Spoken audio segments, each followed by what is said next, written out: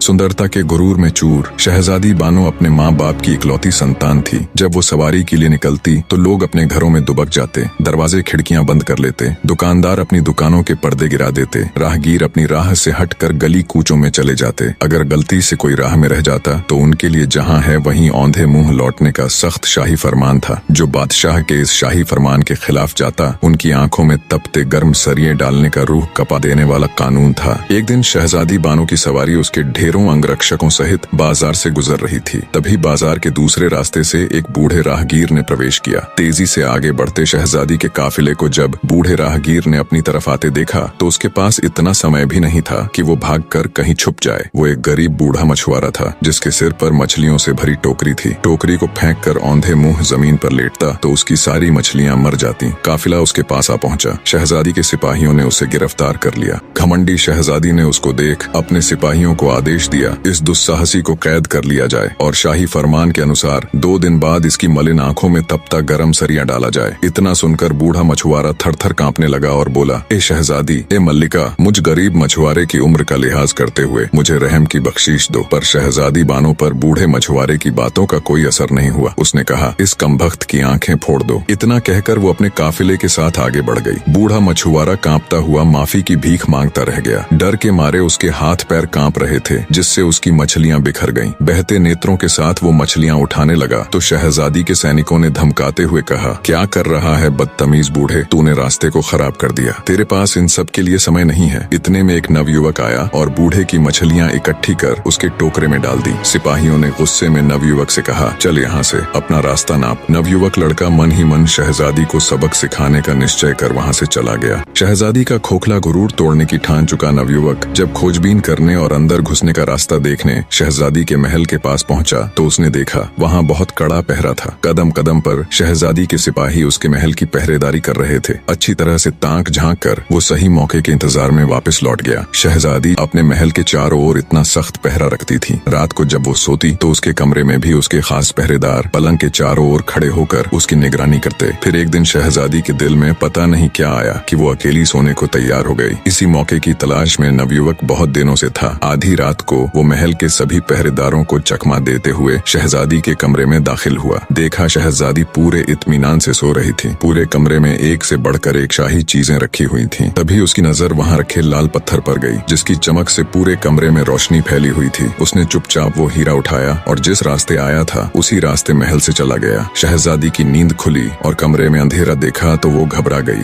घबराकर शहजादी बिस्तर से उठ खड़ी हुई और हाथों से टटोलते हुए घंटे से बंधी जंजीर तक पहुंची और जंजीर खींच दी। घंटे की जोर जोर की आवाज सुनकर शहजादी के नौकर चाकर उसकी बांदियां तुरंत उसके पास पहुंची। उधर बादशाह और मल्लिका भी घंटे की आवाज सुनकर उठ गए। मल्लिका ने बादशाह से कहा, हाय क्या हो गया मेरी बच्ची को, जल्दी से उसके पास चलो। बादशाह और मल्लिका जब शहजादी बानो के कमरे में पहुंचे तो उन्होंने देखा शहजादी के पास नौकर खड़े हुए कह रहे थे, मल्लिका, हमने किसी को यहाँ से बाहर निकलते नहीं देखा। बादशाह के पूछने पर शहजादी ने बताया कि अब्बा जान, कमरे में रखे हीरा लाल को कोई चुरा ले गया। बादशाह ने तुरंत सैनिकों को आदेश दिया कि जल्दी जाओ और देखो चोर अभी यही होगा। पर नवयुवक तो कब का वहाँ से जा चुका था। सुबह होते ही बादशाह ने पूरी सल्तनत में घोषणा करवा दी कि जो भी शहजादी के चोरी हुए हीरा लाल को वापस लेकर आएगा या आएगी उसे मुंह मांगा इनाम दिया जाएगा। नवयुवक को जब बादशाह की घोषणा का पता चला तो वो मन ही मन खुश हुआ। वो अब अपने अगले कदम के लिए तैयार था। शहजादी के गुरूर को तोड़ने की नवयुवक की योजना अब उसके हिसाब से जा रही थी। अपनी योजना अनुसार वो बादशाह के सम्मुख पेश हुआ और तख्त के सामने झुककर बड़ी अदब के साथ सलाम किया। बादशाह ने नवयुवक से पूछा, कौन हो तुम? नवयुवक ने अदब के साथ कहा, बादशाह सलामत, मैं शहजादी के चुराए हुए हीरा लाल को लेकर आया हूँ। अब आप अपने वायदे के मुताबिक मेरी मुंह मांगी शर्त को पूरा कीजिए। बादशाह हीरे को देख खुश होता हुआ बोला, कहो तुम्हें क्या चाहिए? नवयुवक ने बोला, बादशाह सलामत, मेरी गुजारिश है कि परसों शहजादी को देखने पर कैद किए गए वृद्ध मछुआरे की आंखें फोड़ने की सजा माफ की जाए और उन सिपाहियों की पीठ पर कोड़े लगवाए जाएं जिन्होंने उसे गिरफ्तार किया और मुझे गालियां दी। बादशाह ने हैरान होते हुए पूछा, उस बूढ़े मछुआरे के साथ तुम्हारा क्या रिश्ता है? नवयुवक बोला, हुजूर ए आजम, मेरा उसके साथ इंसानियत के अलावा कोई रिश्ता नहीं। बस उसकी हालत देखकर मुझे उसके ऊपर रहम आ गया और वैसे भी उसके देखने भर से शहजादी का क्या बिगड़ गया। नवयुवक के मुख से ये बात सुनकर बादशाह गुस्से से तिलमिला उठा। उसने अपने वजीर को आदेश दिया, इस कमबख्त को कारावास में डाल दो और वायदे के मुताबिक उस बूढ़े मछुआरे को रिहा कर दिया जाए और उन सैनिकों को 50-50 कोड़े कोड़े मारे जाएं। नव युवक ने बादशाह का हुक्म सुन बादशाह से कहा, बादशाह हुजूर, आप मुझे कारावास की सजा क्यों दे रहे हो? तब बादशाह बोला, एक तो तुमने शहजादी के लाल हीरे को चुराया और ऊपर से शहजादी का अपमान किया है। नव युवक ने बड़े अदब के साथ कहा, बादशाह हुजूर, हीरा मैंने बूढ़े मछुआरे को सजा से बचाने के लिए चुराया था। आप ये ठीक नहीं कर रहे हैं। अगर आपने ऐसा किया तो मैं आपकी जेल से भाग जाऊंगा और आपका ताज चुरा लूंगा। बादशाह बोला, बेवकूफ लड़के, तू मेरे ताज के आसपास भी नहीं फटक सकता। बादशाह ने सिपाहियों को उसे जेल ले जाने का इशारा किया। इशारा मिलते ही तुरंत सिपाही नवयुवक को पकड़कर कैद खाने ले गए और जेल में बंद कर दिया। नवयुवक जेल में बैठा खुश हो रहा था। जैसा वो चाहता था अब तक बिल्कुल वैसा ही हो रहा था। वो अब अपने अगले कदम के लिए पूरी तरह तैयार था।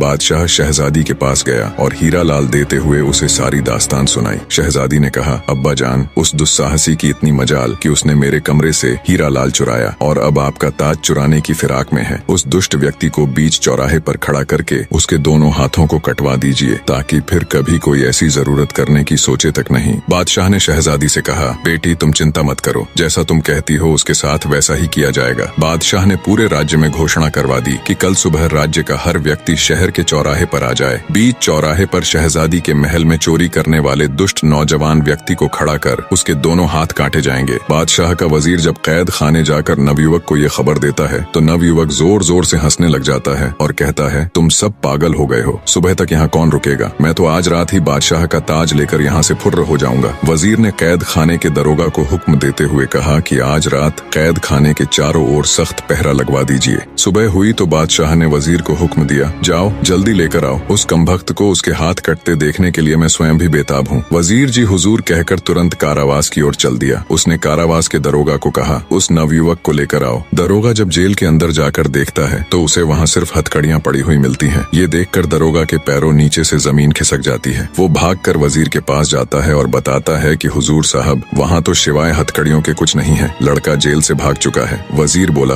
बादशाह सलामत, अब तुम्हें नहीं बख्शेंगे। दरोगा बोला, हुजूर साहब, पता नहीं उस लड़के ने कैसे किया, क्योंकि आज रात तो मैं खुद उसकी निगरानी कर रहा था और थोड़ी थोड़ी देर में जाकर उसको चेक कर रहा था। वजीर बोला, मुझे कुछ नहीं पता, तुम बादशाह सलामत के पास चलो। दरोगा को लेकर वजीर बादशाह के पास पहुंचा और सारा माजरा बताया तो बादशाह का मुंह पीला पड़ गया, जैसे एकदम उसके शरीर से उसके प्राण निकल गए हों। वो आनंद फानन में अपने शयन कक्ष की ओर दौड़ा। देखा तो उसका मुकुट भी गायब था। बादशाह को काटो तो खून नहीं।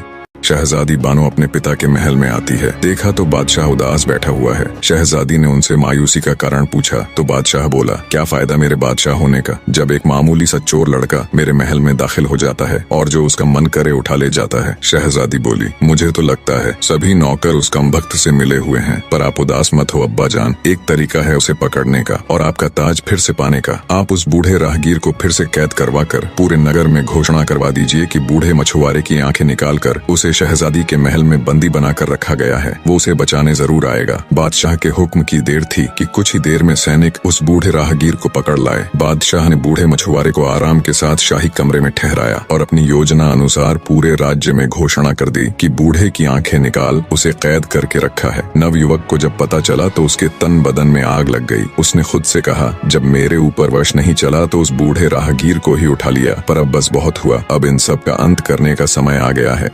रात हुई तो शहजादी के महल के चारों तरफ कड़ा पहरा लगा दिया गया। कदम कदम पर शाही सैनिक अस्त्र शस्त्रों के साथ चौकन्ने खड़े थे। खुद बादशाह भी भेष बदलकर गश्त कर रहा था, पर तभी अचानक शहजादी के महल से हृदय चीर देने वाली चीख सुनाई दी। बादशाह आनन फानन में भागा भागा शहजादी के कमरे में दाखिल हुआ। देखा तो शहजादी जमीन पर पड़ी हुई है और उसका पूरा शरीर नीला पड़ गया है। तुरंत शाही वैद्य को बुलाया गया। जब वैद्य ने राजकुमारी को चेक किया तो उसके होश उड़ गए। कांपती आवाज में बादशाह से कहा, माफ करे हुजूर, शहजादी अब इस दुनिया में नहीं है, किसी जहरीले सांप के काटने से वो मर चुकी है। बादशाह के ऊपर तो जैसे मुसीबतों का पहाड़ टूट पड़ा। वो दहाड़े मार मार कर रोने लगा, बेटी तुम मुझे छोड़ के नहीं जा सकती, तुम्हारे बिना मैं भी अपने प्राण त्याग दूंगा। पूरे महल में चीख पुकार मच गई। तभी वजीर की नजर वहाँ रखी एक कुर्सी पर गई जिसके ऊपर बादशाह का शाही ताज रखा हुआ था। वजीर बोला, माफ करना हुजूर, ये सही समय नहीं है, पर ये सब किया धरा उस चोर का ही है। वो ही यहाँ पर किसी जहरीले सांप को छोड़ गया और आपका ताज भी रख गया। शहजादी के मौत के गम में बादशाह पूरी रात रोता है। सुबह हुई तो रस्म अनुसार शहजादी बानो को दफनाया गया। शहजादी के गम में पूरे नगर की आंखें नम थीं। हर जगह एक अजीब सा सन्नाटा पसरा हुआ था। शहर की सभी दुकानें बंद थीं। हर कोई शहजादी के लिए दुआ कर रहा था। अगले दिन बादशाह जब शहजादी की समाधि पर फूल चढ़ाने गया तो देखा शहजादी की कब्र खुदी हुई थी। शहजादी का पार्थिव शरीर कब्र से गायब था। ये देख बादशाह को बड़ा भयानक सदमा लगा। अपने होशो हवास खो वो जमीन पर गिर पड़ा। वजीरों ने जब उस पर ठंडे पानी से छिड़का किया तो उसे होश आया, पर बादशाह अब भी अपने हवास में न था। वो सबकी तरफ ऐसे देख रहा था जैसे वो किसी को जानता ही न हो। 4 दिन के इलाज के बाद उसका होश ठिकाने आया। बादशाह को इतना गम शहजादी की मौत का भी न था जितना उसकी मैयत गायब होने का था। उसने दूसरे राज्यों से स्पेशल जासूसों की पूरी टुकड़ी बुला ली और शहजादी की मैयत का पता लगाने को कहा। शहर के चप्पे चप्पे में अब जासूस फैल चुके थे, पर उन्हें क्या पता था शहजादी का चोर तो कब का मुल्क से बाहर जा चुका था।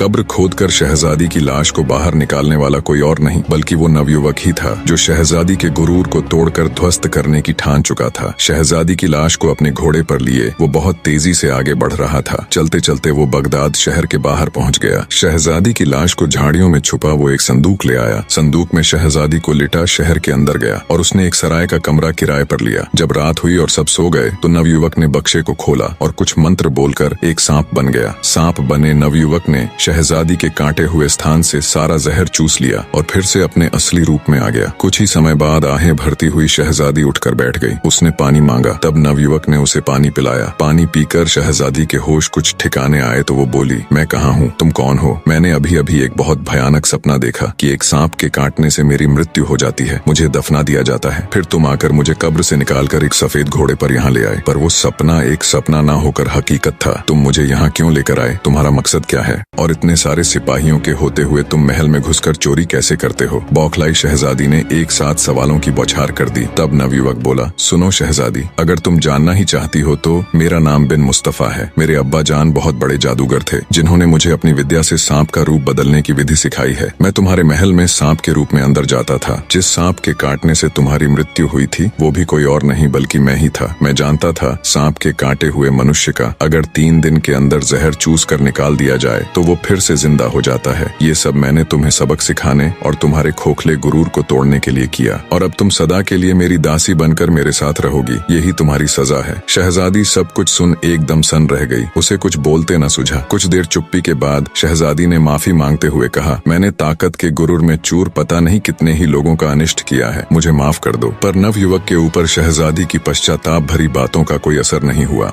शहजादी को अपने घर लाकर एक बंदी या फिर ये कहे एक दासी की तरह नवयुवक रखने लगा। कुछ दिन तक तो शहजादी ने नवयुवक से मिन्नतें की कि वो उसे उसके पिता के पास छोड़ आए, पर नवयुवक को उसके ऊपर विश्वास न था। उसे लगता था शहजादी ये सब मजबूरी में और उसकी कैद से छुटने के लिए बोल रही है। समय बीतता गया। शहजादी अब अपना पूरा अहंकार त्याग कर एक पत्नी की तरह घर का सारा काम करती और नवयुवक की हर छोटी से छोटी बात का ख्याल रखती। धीरे धीरे नवयुवक के दिल में भी शहजादी के प्रति कठोरता की जगह नरमी ने ले ली। वो उसे चाहने लगा। फिर सोचा, मैं कहाँ एक छोटे से जादूगर का लड़का और वो मुल्क की शहजादी। फिर एक दिन ऐसा आया जब नवयुवक ने शहजादी को परखने के लिए घर पर अकेला छोड़ दिया और भागने का पूरा मौका दिया, और सोचा रात को जब लौटूंगा तब शहजादी मुझे मिल गई तो उसके सामने अपने दिल की बात कह दूंगा। रात तक का समय नवयुवक ने बड़ी मुश्किल से काटा। रात हुई तो वो धड़कते दिल के साथ घर की ओर चल दिया। उसके मन में ढेरों विचार एक साथ चल रहे थे। नवयुवक जब रात में घर आया तो उसने देखा शहजादी कहीं नहीं गई बल्कि रोजमर्रा की तरह अपने कामों में तल्लीन थी। आज पूरा दिन सोचने समझने और विचार करने के बाद उसने फैसला लिया कि शहजादी के साथ उसका कोई भविष्य नहीं है। उन दोनों के बीच प्रतिष्ठा और रुतबे की बहुत बड़ी दीवार है, तो वो उसे सही सलामत बादशाह के पास ही छोड़ आएगा। सुबह हुई तो शहजादी को लेकर वो बादशाह के पास गया। जब बादशाह ने अपनी बेटी को सही सलामत देखा तो उसकी आंखों से खुशी की अश्रुधारा बह निकली। उसने शहजादी को गले लगा लिया और ढेरों सवाल एक साथ दाग दिए। तब नवयुवक ने बादशाह से माफी मांगते हुए सारा किस्सा कह सुनाया। सब सुनकर बादशाह ने अपने वजीर को हुक्म दिया कि इसे अभी फांसी के तख्ते पर चढ़ा दो। पर शहजादी ने अपने पिता से कहा, नहीं अब्बाजान, इसने मेरा अहंकार नष्ट करने के लिए ये सब किया। अब मैं इसे अपने हृदय से अपना पति मान चुकी हूँ। अगर इसे कुछ हुआ तो मैं भी अपने प्राण त्याग दूंगी। बेटी के मोह में मजबूर बादशाह ने दोनों का निगाह करवा दिया। अब पहले जैसा कोई कानून नहीं रहा। प्रजा भी अब खुशी से रहने लगी। इधर शहजादी और नवयुवक भी एक दूसरे के साथ खुश थे।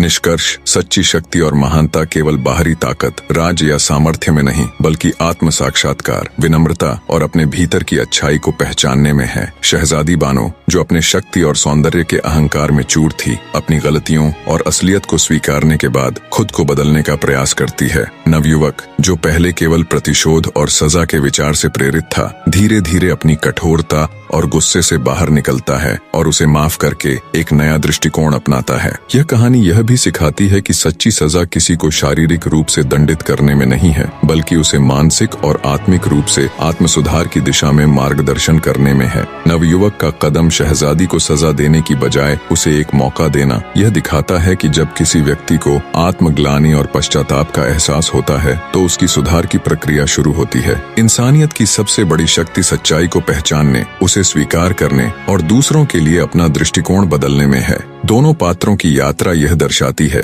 कि जब हम अपने अंदर की अच्छाई को पहचानते हैं और उसे अपने जीवन में उतारते हैं, तभी हम सचमुच महान बन सकते हैं।